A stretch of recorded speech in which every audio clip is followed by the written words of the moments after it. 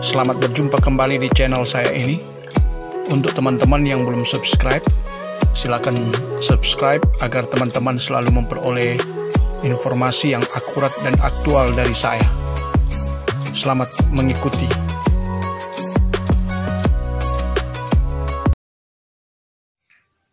Selamat bertemu kembali di channel saya ini.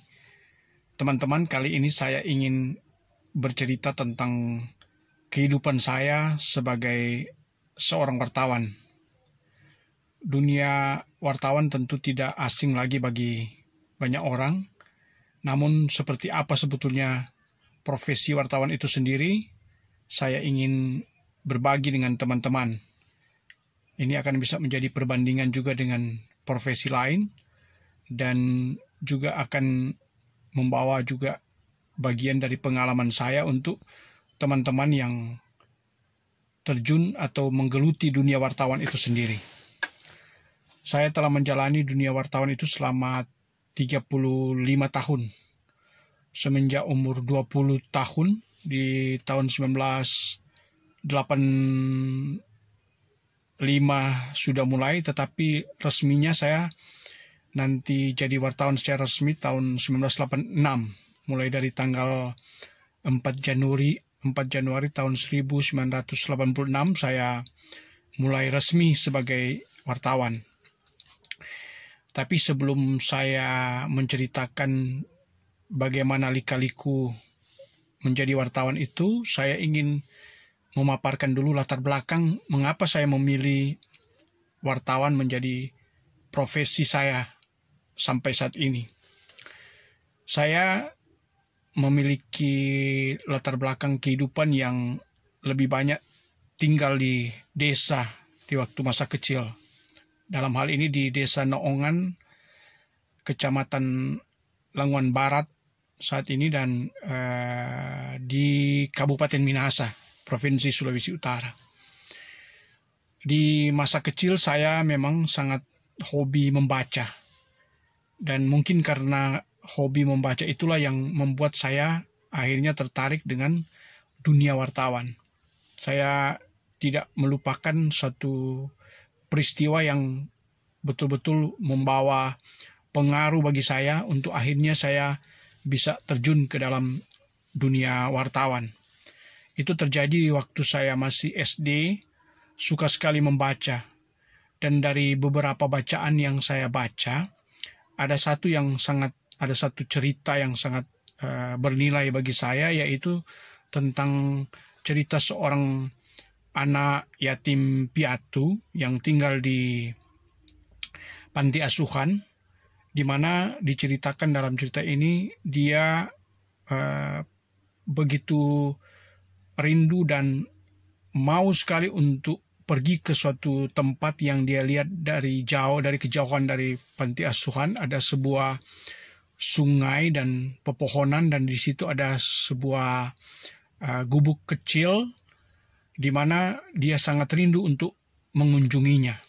Dan pada suatu kesempatan dia pergi ke situ dan dia merasakan kedamaian di dalam kebun yang sebetulnya tidak jauh dari panti asuhan tersebut. Cerita ini sangat meresap dalam kehidupan saya, dan mulai saat itu saya sangat suka membaca tentang cerita-cerita kehidupan. Dari cerita-cerita yang berbau sastra itulah yang menarik perhatian saya, sehingga saya selalu ingin membaca cerita-cerita. Bahkan ada banyak bahan-bahan yang sebenarnya sudah terbuang, entah itu koran, entah itu majalah yang dipakai untuk membungkus sesuatu, saya selalu ambil dan saya baca. Bukan cuma soal ceritanya, tapi juga seluruh isi dari bacaan dalam bekas koran atau bekas majalah. Itu yang menarik perhatian. Bahkan salah satu juga yang saya sangat suka adalah cerita-cerita bergambar, cerita komik yang pernah saya baca, yaitu tentang cerita tentang kehidupan Tuhan Yesus yang digambarkan dalam suatu cerita komik. Itu yang membuat saya sangat tertarik dengan cerita-cerita. Sampai pada akhirnya di masa SMP, SMA, saya mulai suka menulis. Awalnya menulis puisi dan karangan-karangan. Biasanya kalau di SD ada mata pelajaran mengarang, di mana kita bisa menceritakan tentang pengalaman hidup kita atau hal-hal yang berbau cerita. Itu kemudian berlanjut sampai ke SMA, di mana di SMA mulai dikenal dengan majalah dinding. Di majalah dinding inilah saya mengekspresikan seluruh kemampuan saya untuk bisa menulis puisi, cerita pendek, atau juga artikel. Sampai akhirnya guru bahasa saya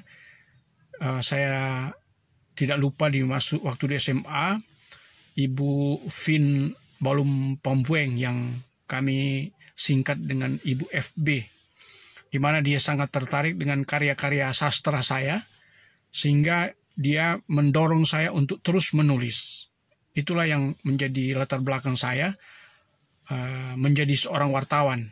Sebetulnya saya memiliki cita-cita awal adalah menjadi tentara. Saya ingin masuk akabri, tapi karena badan saya lihat dari persyaratan tidak memenuhi syarat, terutama gigi, karena gigi saya sudah banyak berlubang dan badan saya memang di masa itu masih kurus, jadi tidak tegap, sehingga saya merasa tidak layak untuk menjadi tentara. Sampai akhirnya sebetulnya saya masih suka untuk melanjutkan kuliah, karena juga kuliah di masa itu sangat mahal, sehingga saya akhirnya walaupun sudah lulus di tes masuk perguruan tinggi, saya waktu itu memilih menjadi mahasiswa Fakultas Peternakan sebetulnya, karena saya juga memang hobi sekali beternak hewan gitu. Tapi karena melihat orang tua tidak mampu, karena saya dipelihara, dibiayai oleh seorang ibu, seorang janda yang tentu tidak lagi memiliki kemampuan ekonomi. Saya sendiri yang akhirnya tidak melanjutkan kuliah pada waktu itu. Saya ingin bekerja dulu, baru bisa kuliah lagi. Dan itulah yang mendorong saya kemudian menjadi wartawan, di mana setelah lulus SMA tidak kuliah dulu, tapi menulis beberapa artikel dan saya kirimkan ke berbagai surat kabar, bahkan juga di majalah di Jakarta. Tapi tulisan saya yang sangat bersejarah yaitu bisa dimuat di 2 surat kabar yang terbit di Manado pada waktu itu, yaitu surat kabar Ober Pancasila dan Buletin Sulut. Dan satu kejadian yang saya tidak sangka, 2 artikel yang berbeda, dia terbit di satu hari yang sama, yaitu tanggal 12 Agustus tahun 1985. Itu sebetulnya awal dari profesi saya di dunia wartawan. Namun secara resmi, sekali lagi saya katakan tadi, nanti tahun 1986. Jadi di 12 Agustus tahun 1985 itu, artikel saya dimuat di Ober Pancasila tentang berita olahraga. Saya ingat tulisan saya, analisis saya tentang sepak bola.